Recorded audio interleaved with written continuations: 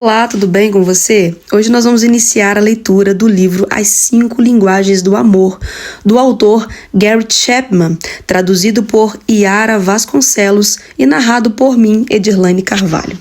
Capítulo 1. O que acontece com o amor após o casamento? Estávamos a uns 12 mil metros de altitude, em algum lugar entre Buffalo e Dallas, quando meu companheiro de viagem colocou a revista que estava lendo na bolsa de seu banco.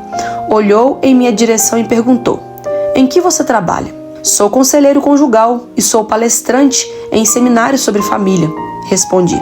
Ele me disse que queria fazer uma pergunta a um conselheiro conjugal havia muito tempo e aproveitaria para formulá-la naquela hora. O que acontece com o amor após o casamento? Como estava distinto de tentar tirar um cochilo, perguntei-lhe: "O que exatamente quer dizer?" "Bem, já me casei 3 vezes e em cada uma delas tudo era muito bonito até o dia do casamento.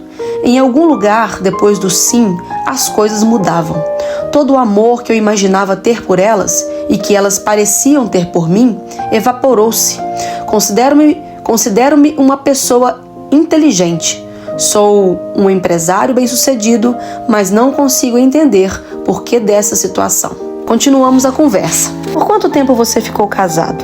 "O primeiro casamento durou cerca de 10 anos, o segundo 3 e o último 6 anos." "O amor evaporou-se imediatamente após o casamento ou foi por uma perda gradual?" "Bem, o segundo casamento já não deu certo desde o começo. Não entendi o que aconteceu. Pensei que nós realmente nos amássemos.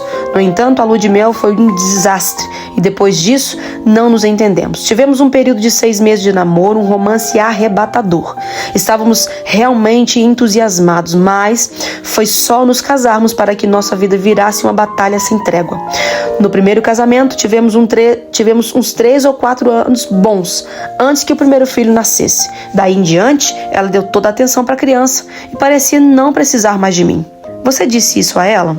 "Disse, sim, mas ela disse que eu estava maluca e não sabia o que era ser uma babá 24 horas por dia. Até reclamou que eu deveria ser mais compreensivo e ajudá-la mais. Eu até tentei, mas parecia que eu não fazia nenhuma diferença. Dali em diante fomos nos afastando. Depois de certo tempo não havia mais amor, só indiferença. Chegamos à conclusão de que nosso casamento tinha acabado." "E o seu último casamento?" "O meu último casamento, eu realmente pensei que seria diferente. Já estava divorciado havia 3 anos. Namorei 2 anos com minha esposa, achei que realmente sabíamos o que estávamos fazendo. E pela primeira vez na vida, senti que amava alguém de verdade. Pensei que ela me amasse de verdade também." E ele prosseguiu: "Acho que não mudei depois do casamento. Continuei a dizer a ela que a amava, como fazia antes de nós nos casarmos. Falava o quanto ela era bonita e como estava orgulhoso de ser seu marido. Mas alguns dias depois do casamento, ela começou a reclamar. No início era de coisas pequenas, como eu não levar o lixo para fora ou não guardar as minhas roupas. Depois começou a me agredir, dizendo que não confiava em mim e me acusou de infidelidade. Passou a ser negativa, mas antes de nos casarmos não era pessimista. Pelo contrário, era uma das pessoas mais otimistas que eu conheci. Seu otimismo foi um dos aspectos que mais me atraiu nela. Ela nunca reclamava e tudo o que eu fazia era maravilhoso. Bastou nós nos casarmos para que, de repente, eu não fizesse mais nada certo. Aos poucos perdi meu amor por ela e fiquei magoado. Era óbvio que ela não me amava mais. Chegamos à conclusão de que não havia mais motivos para continuar juntos e nos separamos." Ele fez uma pausa e continuou: "Isso foi há 1 ano. Minha pergunta é: o que acontece com o amor após o casamento? Minha experiência é comum? É por isso que há tantos divórcios? Não dá para acreditar que tenha acontecido 3 vezes comigo. E os casais que não se separam? Eles aprendem a viver com o vazio no coração ou o amor permanece vivo em algum casamento? Se é assim, como acontece?" As perguntas feitas por meu companheiro de voo são as mesmas das milhares de pessoas casadas ou divorciadas de hoje em dia. Algumas perguntas são feitas a amigos, outras a conselheiros, a pastores e outras apenas a si mesmos. Algumas respostas contêm termos de psicologia incompreensíveis, outras têm uma pitada de humor. A maioria das piadas e frases encerra alguma verdade, mas de forma geral é como oferecer aspirina a uma pessoa com câncer.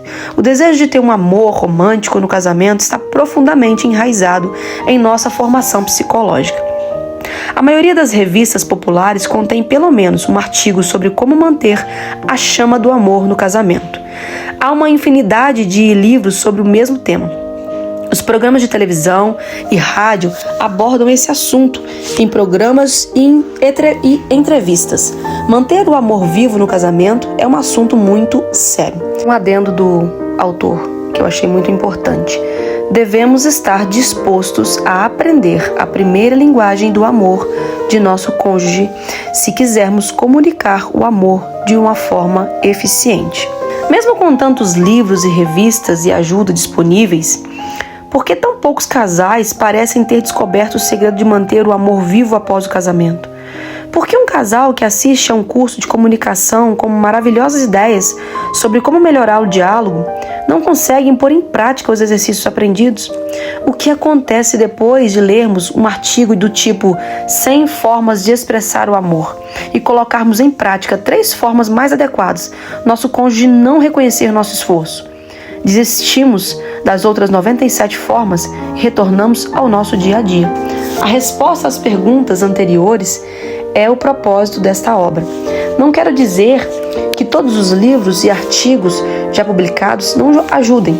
O problema é que não levamos em conta uma verdade fundamental. As pessoas falam diferentes linguagens do amor. Na linguística, há alguns grandes grupos de idiomas: japonês, chinês, espanhol, inglês, português, grego, alemão, francês e etc. A maioria das pessoas aprendem somente o idioma dos pais e irmãos, a primeira linguagem, ou seja, o nosso vernáculo. Mais tarde podemos até aprender outros idiomas, mas em geral com maior dificuldade. Surge então o que chamamos de segunda linguagem. Falamos e compreendemos melhor nossa linguagem nativa. Nos sentimos mais confortáveis quando a usamos. Mas quanto mais utilizarmos uma segunda língua, mais à vontade nós sentiremos em expressá-la.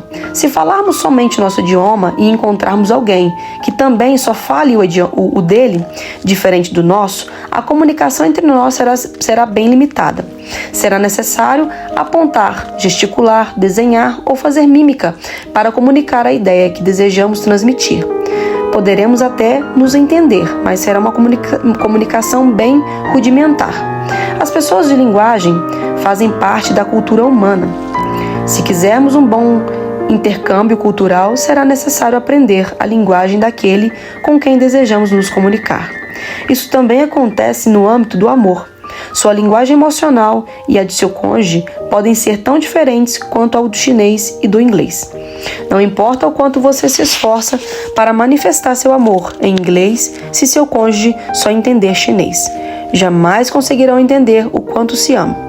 Meu companheiro de voo usava a linguagem das palavras de afirmação para sua terceira esposa, quando lhe dizia o quanto a achava bonita, o quanto a amava e o quanto se orgulhava de ser seu marido. Ele utilizava a linguagem do amor e era sincero, mas ela não a entendia.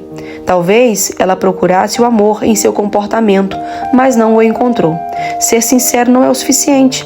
Devemos estar dispostos a aprender a primeira linguagem do nosso cônjuge, se quisermos comunicar eficazmente nosso amor. Minha conclusão, após 20 anos de aconselhamento conjugal, é que existem basicamente 5 linguagens do amor.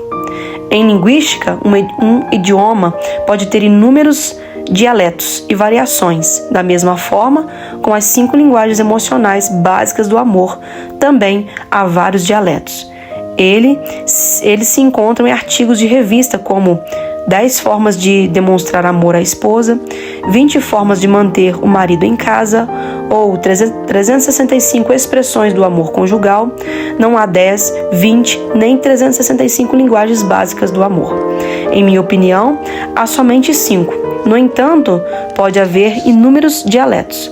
O número de formas de expressar amor pela linguagem do amor é limitado, apenas pela imaginação das pessoas. O mais importante é falar a mesma linguagem do amor de seu cônjuge. Há muito se sabe que na primeira infância uma criança desenvolve formas emocionais únicas. Por exemplo, algumas crianças apresentam um padrão de autoestima muito baixo, ao passo que outras têm um padrão muito elevado. Algumas desenvolvem padrões de insegurança, outras crescem sentindo-se seguras. Algumas sentem-se amadas, queridas e admiradas, outras mal amadas, incompreendidas e desprezadas. As crianças que se sentem amadas por seus pais e amigos desenvolvem a linguagem do amor emocional, com base em sua formação psicológica única, bem como de acordo com a forma com que pais e pessoas próximas lhe deram carinho. Eles falarão e entenderão sua primeira linguagem do amor. Mais tarde, poderão aprender outras linguagens para se comunicar, mas sempre se sentirão mais confortáveis com o primeiro idioma que aprenderam. As crianças que não se sentem amadas por seus pais nem por amigos também desenvolverão uma primeira linguagem do amor. O aprendizado dessa língua, porém, será distorcido e apresentará falhas, como alguém que não aprende gramática corretamente e desenvolve um vocabulário limitado. Essa limitação não impedirá que essas pessoas venham a ser boas comunicadoras, mas significa que terão de trabalhar mais diligentemente do que os que cresceram na atmosfera do amor saudável. É muito raro que marido e mulher tenham a mesma primeira linguagem emocional do amor. Nossa tendência é falarmos nossa primeira linguagem do amor e ficarmos confusos quando o cônjuge não compreende o que desejamos comunicar. Expressamos nosso amor, mas a mensagem não é compreensível, porque para ele falamos em uma língua desconhecida. Aí reside o problema. O propósito deste livro é oferecer uma solução a essa questão. Por isso me empenhei em escrever esta obra sobre o amor. Se conhecermos as 5 linguagens básicas do amor e compreendermos nossa linguagem e a de nosso cônjuge, teremos a informação necessária para colocarmos em prática as ideias de outros livros e artigos. Se você identificar e aprender a falar a primeira linguagem do amor de seu cônjuge, creio que terá descoberto a chave para um amor conjugal duradouro. O amor não pode evaporar-se após o casamento. Para mantê-lo vivo, temos de aprender uma segunda linguagem do amor. Não podemos confiar somente em nossa língua materna, se nosso cônjuge não a compreende. Se quisermos que ele compreenda o amor que lhe desejamos comunicar, devemos expressá-lo na primeira linguagem do amor. Ficamos por aqui hoje com o primeiro capítulo e nós podemos ter uma ideia central desse primeiro capítulo de que cada pessoa ela tem a sua maneira, específica de tanto expressar quanto receber amor, chamado de linguagem do amor. O autor ele argumenta que muitos problemas nos relacionamentos ocorrem por quê? Porque as pessoas não entendem ou falam a mesma língua, a mesma linguagem que o seu parceiro. Aí resultam em separação, em sentimentos de insatisfação e muitos outros sentimentos. O autor também explica que precisamos compreender e aprender a linguagem do amor do nosso parceiro, porque é crucial para um fortalecimento no relacionamento. Ele chega a comparar o amor como um tanque que precisa estar cheio para que a relação seja saudável. Ele também menciona que existem 5 principais linguagens do amor que serão exploradas ao longo da nossa leitura. Então, eu espero você. Até a próxima. Deus abençoe.